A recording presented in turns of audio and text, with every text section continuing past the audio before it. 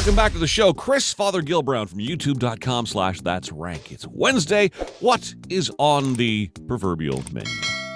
Well, John, I want to talk about road trip snacking because road trips are going to be coming up for a lot of us over the next little while. And snacking is a big part of the road trip. As I'm sure you're well aware, you do drive down all the way to the East Coast every year. I sure do. I'm certain the gas station stops and picking out whatever you want from the shelves are a part of that experience. What's your favorite to join you on the ride when you're doing your long drives?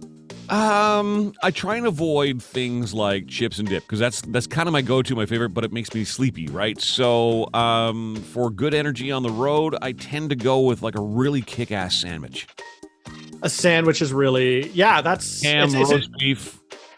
Yeah, it's interesting because that's what my mom used to pack for us when we were kids. She'd pack fruit and sandwiches, and we hated her for it because we weren't getting any of the cool snacks that everybody else had. Homemade, we don't want driving homemade. by every McDonald's and every Tim's. Mom! Yeah. Right.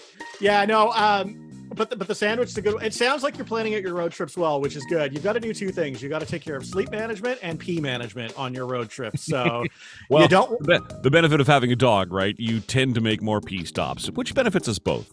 Yeah, I've got a 5-year-old who likes to fake needing pee stops, so that's positive too. We pack a little potty in the back seat in case we can't get to a bathroom fast enough for him to do number 2, and he's so insistent that he wants to use it every half an hour. I have to go. He never has to go. He just wants to sit there and wants to sit on the seat. Yeah.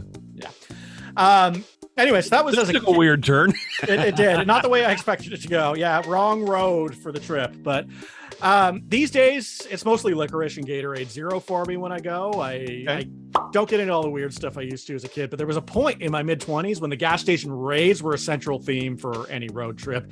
You know, you're talking about like the 4 feet long Slim Jims that you can only find in the gas station stores or things like that. But I was on Thrillist.com, and a couple of weeks ago, they decided to rank the 100 greatest road trip snacks. And I'm not going to go through the full top 100 because it turns out we have a limited amount of time here to talk about food, John. Yeah, the guy that owns the station is such a tight ass. He just, Yeah, he's got me right on the watch there. Hurry it up! But I thought I'd go through the top 10 for you today to go over what people are typically eating on their road trips. So number 10. I don't agree with this one, but Fritos. And the reason that I don't agree with the Frito is because you're going to get the dust on your fingers, especially if you're driving. You don't want the grease on the steering wheel. No. If you're a passenger, I can go along with it. So yeah, if you're a passenger, anything goes. But the driver, I can't do anything greasy that's going to leave a stain on the. It's just I agree. Weird. Number 9, a classic, gummy bears. No. Well, what kind of gummies? There's, I don't think you can drive with those ones, John. I don't think you can either. No, but as a passenger, again, anything goes, but just don't let anybody find it. The classic normal, get them at Bulk Barn gummies. Okay. Yeah. Number 8, you've got your Cheez-Its, and you're going to start to notice a theme before too long on that front. Again, it's that stuff on the fingers that ends up on the steering wheel that makes a mess of my truck. No. Yeah. Number 7, they say M&ms, but in Canada, I would argue on behalf of Smarties for a couple of reasons. 1, I want the Canadian one, and 2, they don't stain your fingers the way the M&M. Like the M&M melts almost right away. I know their thing is melt in your mouth, not in your hand. That's a lie. M&Ms melt like nobody's business. On a hot day, the Smarties will do the same thing. They will, but they do take a little bit longer to get there. So, and you've got the box with the Smarties too. You can just pound it like a drink. So, and you've got the envelope for the M&Ms. So.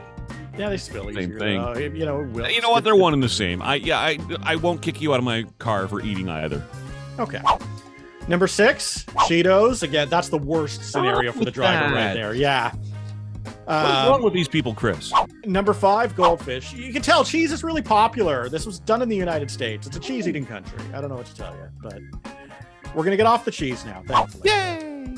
Number 4, the Reese's Peanut Butter Cup. I'm waiting for your eyebrows to raise. I expected a big reaction out of that one because I know you love your peanut butter. Yeah, but I've never been big on the Reese's Peanut Butter Cup for some reason. I know it's odd because I love chocolate. I know. I love chocolate. I love peanut butter. I just don't like it doesn't taste like peanut butter to me, I guess is weird. Yeah, it's definitely in a class of its own. Even the Reese's peanut butter that you can buy in jars, it's a little odd. I won't refuse one, Chris, but it's not my first choice. Number 3, and I'd have to say if you've got to go with a sort of greasy snack, that this one makes a lot more sense. Pringles. Because they don't leave the stains on your fingers that everything else does. I think you can drive and eat Pringles at the same time. Yep, and if you're talented enough with your tongue, you can actually pull them out of the container. At least, the first few. At the first few, unless you're Gene Simmons, in which case, he's right at the bottom of that. I want to eat these Pringles all night. Number 2, a personal favorite, but I can't eat too many in one sitting. I have, and it's been a problem, Oreos. Oh, dude.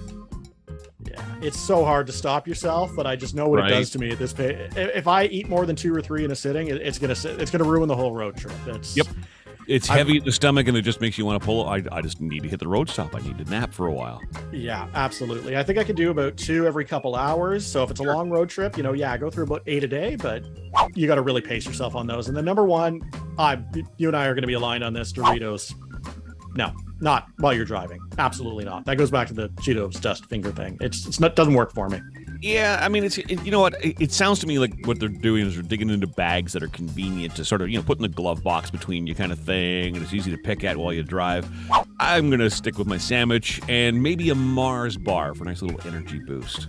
Mars bars are great. Snickers is my go-to in that class. I love the peanuts that are added into that. You don't get that with the Mars bar, but I think you and I are on the same wavelength when it comes to getting the little bit of the energy kick, and then Gatorade Zero, just keep my electrolytes up the entire way without adding extra sugar. So there you go. Well, next time you're on a road trip, you can listen to Chris Father Gilbrand on this podcast, or of course you can go to youtube.com/that'srank for everything as it pertains to food.